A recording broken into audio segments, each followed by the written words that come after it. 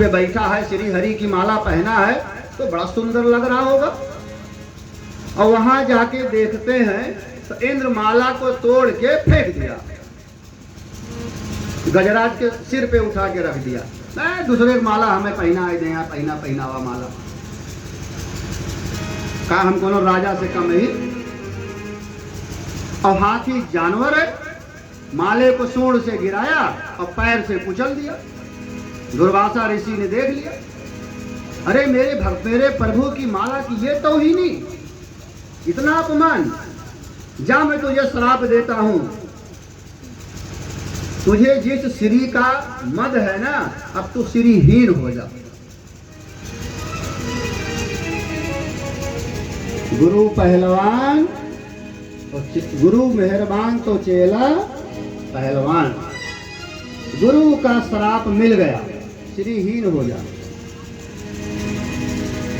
और इधर सूचना नारद जी पहुंचा दिए शुक्राचार्य के पास। कहीं अब तू काहे के इंतजार करता भैया, उनका ऐसे वरदान मिला है, बताए कि चलाए। नारद जी बताकर चले। अब शुक्राचार्य जी कह रहे हैं, अरे राक्षसों काहे पड़े हो, कर दो आक्रमण स्वर्ग पर। अब तो गुरु का श्राप मिल चुका है और तुम्हें कोई हराने वाला है नहीं। लेकिन ब्राह्मणों को नमस्ते करते रहिए, प्रणाम करते रहिए, ब्राह्मणों की शरण में चले जाओ। और अगर किसी ब्राह्मण का प्रसाद तुमको मिल गया महाराज, तो तुम्हें इंद्र की स्थान पर तुम्हें कोई बैठाने से रोक नहीं सकता। अब वे कहा करें, बली महाराज जे मिले तो दादा प्रणाम, महात्मा प्रणाम, संत प्रणाम। और बहुत से संत जा रहे थे और संतों ने कहा, भैया ये तो बड़ा प्रणाम कर रहा है, भैया भैया खुश रहो, भगवान करें तू जल्दी ऊपर पहुंचा। अरे वो ऊपर ना, वो बात करते हैं।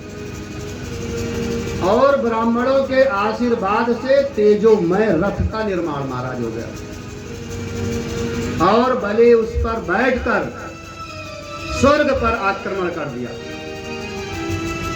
और स्वर्ग पर आक्रमण करते ही इधर गुरु का आशीर्वाद और इंद्र को गुरु का श्राप, और वो राजा बन बैठा। लेकिन कहा महाराज एक चीज जान लो, शुक्राचार्य ने कहा एक चीज जान लो, अगर आप 100 यज्ञ कर ले तो तुम परमानेंट इंद्र बन जाओगे, तुम्हें कोई गद्दी से हटाने वाला, तुम्हारी बहुमत हो जाएगी। जैसे मोदी चिल्ला रहे थे अब की बार 100 के पार, मैं आ गया था थोड़ा सा नीचे आ गए ना, तो मैं पद प्रतिष्ठा से ही मिलता है मैं। तो ऐसी स्थिति में वो 100 यज्ञ करने के लिए महाराज तैयार हो गए। बलि ने नर्मदा नदी के तट पर यज्ञ प्रारंभ कर दिया। अब पड़ोसी यज्ञ करे, अगर रात में 10 बजे पड़ोसी के यहाँ धुआं निकले तो हम सब सोए पाओ, पता ना कि भूत प्रेत कह देता। अब माता को बड़ी चिंता हुई, अपने पति से कही, प्रभु हमारे लड़कों बेघर हो जाता है, कुछ दया तो कह दिया, तोरे संत महात्मा बने का मतलब है। उन्होंने कहा मैं दया करने वाला हूँ नहीं। हाँ तुम माँ हो, तुम्हें मैं उपाय बता दे रहा हूँ, कर सको तो करो।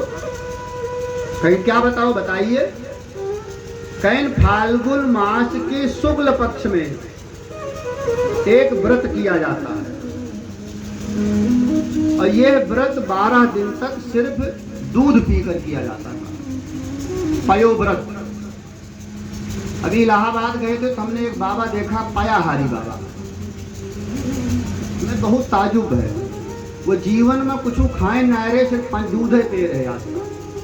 पयाहारी बाबा हो, ठाड़ो बाबा देखे में कभी बैठे ना है, उनके बीच उनके लिए बहुत चिंतन हम किए, मिल नहीं पाए। ये साधना ही तो है। समोसा देख ला, राइसिन जीव पानी गिरे लाल चुई याद है, कितना जने के प्रसादे देख के घुट हो तो कम मिले। तो मन की गति है ना हमारी, कहाँ भग जाए किस चीज में लग जाए। अभी एक लोग आए थे यहीं पे उस दिन जब आ रहे थे, कहे महाराज डॉक्टर रोके हैं लेकिन लड़कों आज खात रहे मूली की प्याज का खर खर खर खा रहे थे, मेरे रहाई सुनावे कि हम चुराए खाए के आओ तो डॉक्टर रोके बाय तब पता नहीं कौन सी बीमारी थी उनको।